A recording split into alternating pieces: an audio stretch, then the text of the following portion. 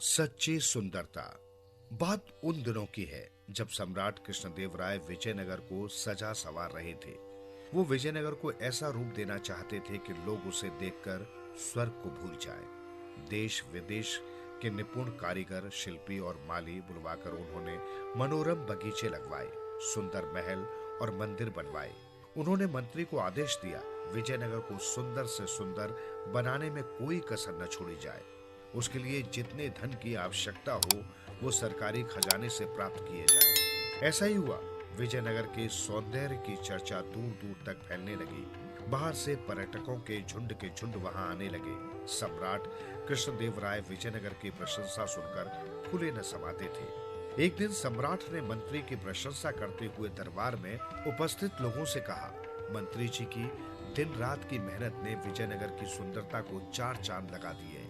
यदि इसमें किसी को कोई शंका हो या कमी हो तो बताए। सभी ने एक स्वर में उत्तर देते हुए कहा, अन्नदाता, विजयनगर जैसा सुंदर राज्य इस धरती पर कोई दूसरा नहीं है। न ही इसमें कोई शंका है, न ही कोई कमी और दोष है। सारे दरबारी राजा की और मंत्री की प्रशंसा करने में लगे थे कि पुरोहित ने देखा तेनालीराम मुंह पर हाथ रखे चुपचाप बैठा है। उसने सम्राट से कहा, महाराज, शायद तेनालीराम को विजयनगर की प्रशंसा पसंद नहीं आई, तभी तो वो ऐसे चुप बैठे हैं जैसे इन्हें सांप सूंघ गया हो। सम्राट कृष्णदेवराय ने तेनालीराम पर एक नजर डाली और पूछा, क्यों तेनालीराम, क्या विजयनगर में कहीं कुछ कमी रह गई है जो तुम्हें उसका सजा संवरा रूप पसंद नहीं आया? पसंद आया महाराज, मगर तेनालीराम ने उठते हुए अधूरा उत्तर दिया तो सम्राट भड़क कर बोले, मगर क्या? तेनालीराम चुप रहा तो सम्राट का क्रोध और भड़क उठा। यदि तुमने उत्तर नहीं दिया तो तुम्हें दंड मिलेगा। जो दरबारी तेनालीराम से ईर्ष्या रखते थे उनका मन बल्लियों उछलने लगा कि आज फंसा है तेनालीराम। तभी तेनालीराम ने धीरे से उत्तर दिया, महाराज, एक कमी रह गई है। कमी? कैसी कमी? हमें तो कोई कमी नजर नहीं आती। सम्राट ने मंत्री की ओर देखते हुए तेनालीराम से पूछा। इस पर तेनालीराम ने फिर धीरे से कहा, अन्नदाता, उस कमी को आपकी कृपा दृष्टि चाहिए। ठीक है, सम्राट ने कहा, हमें दिखाओ कि कमी कहाँ है। कहते कहते वो उठ खड़े हुए, मगर याद रखना कि तुम कमी न दिखा सके तो तुम्हें प्राण दंड मिलेगा। तेनालीराम राजा को लेकर दरबारियों के साथ चल पड़ा।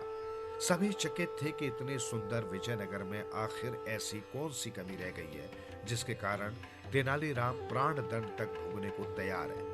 वो सब नगर ब्राह्मण को चल पड़े तो राजा को बड़ा अजीब सा लगा कि पहले तो नगरवासी उनके ब्राह्मण के समय सड़क के दोनों ओर भीड़ लगाकर उनका स्वागत करते थे, उन पर फूलों की वर्षा करते थे, किंतु इस बार ऐसा कुछ न था। न इतनी प्रजा थी, न उनमें वो उत्साह था। उन्होंने प्रश्न भरी दृष्टि से तेनालीराम की ओर देखा। तेनालीराम बोला, अन्नदाता, आप स्वयं प्रजा के बीच हैं, जो पूछना हो इनसे पूछो। सम्राट ने रथ रुकवाकर पूछताछ की तो पता चला कि मंत्री ने विजयनगर को सुंदर बनाने के लिए जनता पर तरह तरह के कर लगा दिए, जिसमें आम नागरिकों को 2 वक्त की रोटी जुटाना भी कठिन हो गया। सम्राट को धक्का सा लगा। वो अधिक देर तक वहां न ठहर सके। दरबार में वापस आकर उन्होंने घोषणा की, सारे काम बंद कर दिए जाएं, बड़े व नए कर वापस ले लिए जाएं।